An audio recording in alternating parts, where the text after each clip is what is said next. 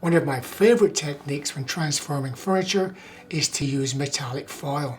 If you're using gold foil, paint your piece of furniture a yellowy gold color. If you're using silver foil, use a light soft gray, and you'll see why in a little minute. The first thing we need is to apply the leaf and foil size, which is a glue that dries tacky, and then you apply the metallic foil over the top.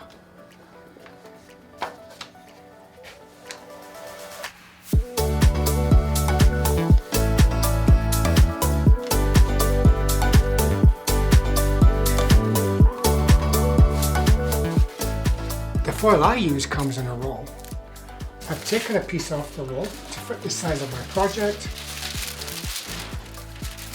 And you very gently lay it on top of the size, always shiny gold side up. And rub it gently with a soft cloth. Good. Now we're going to peel off the foil and see that magic transformation. Now that looks nice and shiny. If you want to keep it that way, you should seal it with a top clear coat. If you want to antique it, you can use a tinted scumble and then seal it with a top clear coat.